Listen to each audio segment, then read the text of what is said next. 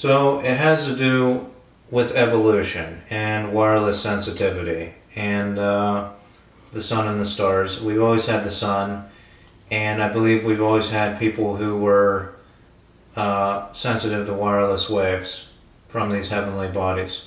And it goes way back to when we were primates, and I've heard theories about consciousness and what spurred consciousness, and my theory is that wireless waves interfering with the brain waves, the electronic impulses in the brain, led to consciousness. It also led to speech.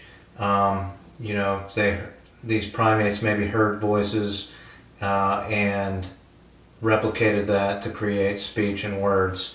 Going further forward, but still in ancient history, I believe these wireless sensitive people were nominated to the leadership positions in their tribes, in their civilizations, and they had these, we'll say, voices, this interference in their brains, and that's what made them come up with the great wonders of the world, the ancient monuments, the way they structured the first democracies and things like that, because they heard these voices and they believed that they were in touch directly with God, some kind of figure that's a man-like creature that controls everything, and they formed religions which led to wars and travesties.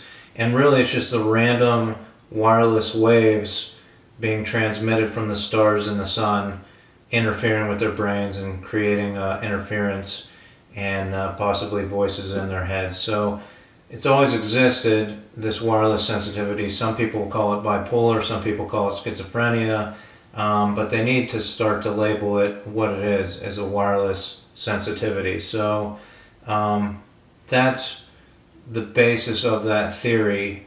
And so going forward to the present day, these mentally ill people are the born leaders of the world.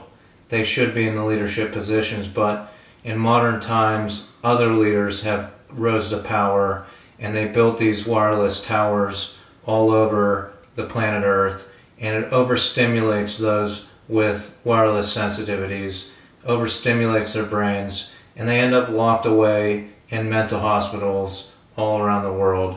I've seen it, and it's a shame. That's what we face today, Mitch. You need to go on the medication because you function well on the medication. Not everybody reacts to it as well as you do, so go on the medication. You'll feel normal, or you'll begin to feel normal, and normal for you, Mitch, is outstanding. Okay, you could maybe even be president someday, Mitch. Just go on the medication.